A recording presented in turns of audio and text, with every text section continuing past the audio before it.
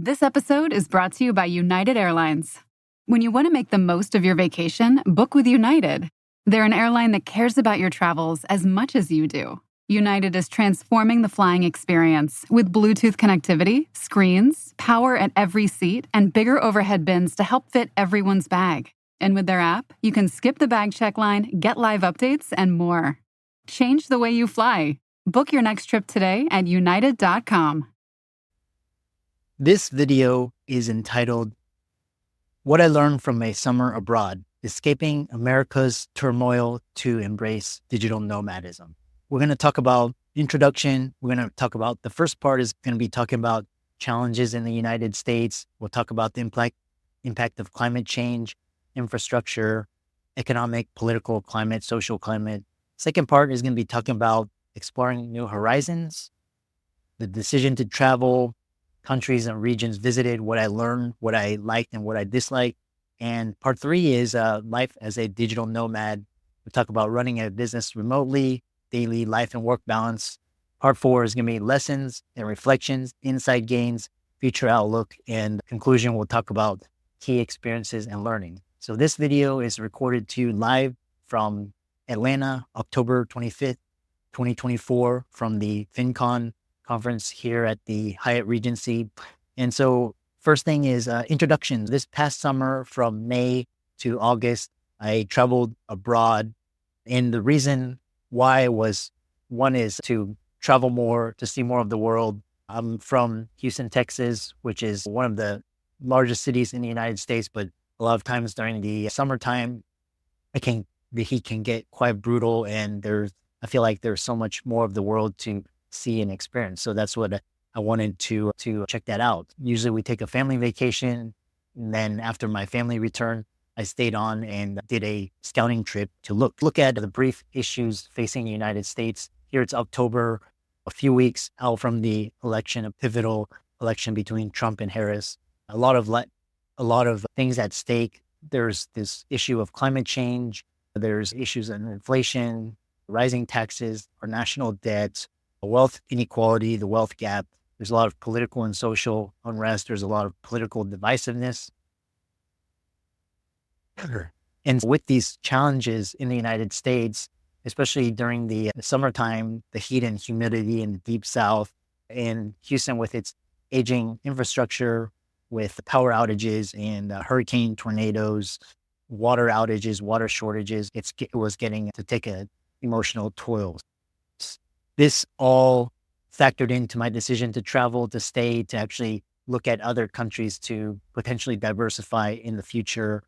Should the U.S. undergo something, a political, economic, social crisis, just as they say, it's good to diversify. It's also good to, in this climate, to diversify geographically. A lot of my colleagues I know are getting second passports, are flocking to tax-friendly jurisdictions, looking for places that had better climate, better cost of living, better leadership.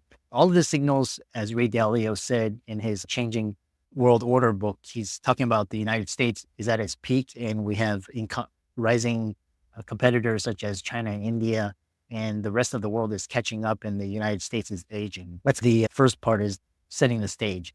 Second stage is new horizons. So decision to travel. Part of it was a holiday vacation. Part of it was a scouting trip. And what's interesting is I actually met a lot of expats and people from the United States also doing the same thing, looking for countries where they would have a better quality with a better standard of living, seeking political diversity, geographical diversity, better living standards. The countries that my wife and I visited were Germany and Austria.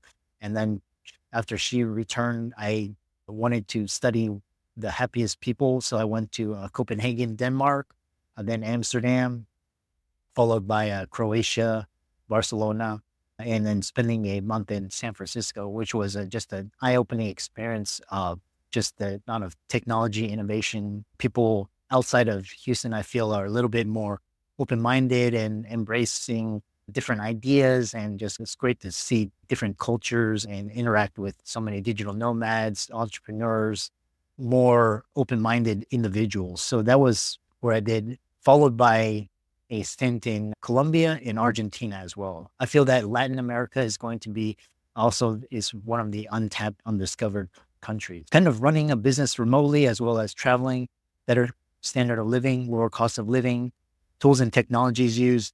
I just needed a laptop, smartphone, and internet. Sometimes the internet would be choppy, but honestly, it was no different than what Houston is with Xfinity and Comcast always shutting off the internet.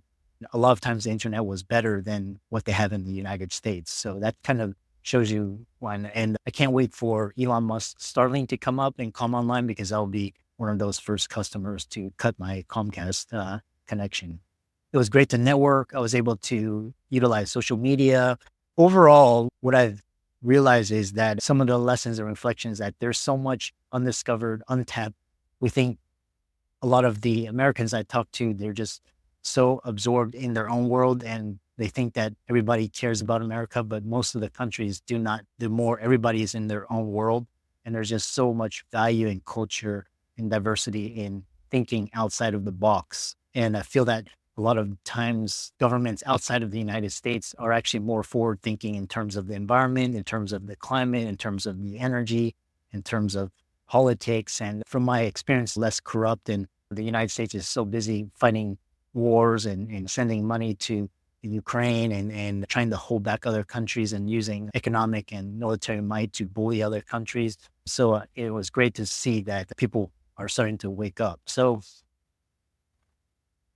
And I was able to prove to myself that I could travel, and in the future, if there's anything such as a civil war here in the United States, I can easily pack up and leave and find other jurisdictions that are a lot safer, a lot friendlier, and actually have a lot of tax benefits, especially in the South America region, as well as El Salvador, Puerto Rico.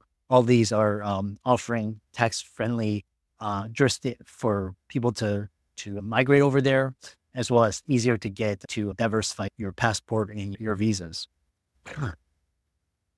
So that's a summary of, and kind of final thoughts is that if you have the ability, if you have the financial, location, time, emotional freedom to run a business abroad, definitely do that. There's so much places out there that have a lot of beauty, of culture, great food, great people, great climate, great weather, low cost of living. And so overall, it was a eye-opening experience. That's it for this episode, and stay tuned for if you have ideas or you have questions for the next type of content for this episode. Feel free to share it in the comments. And thanks for watching, and I look forward to talking with you again.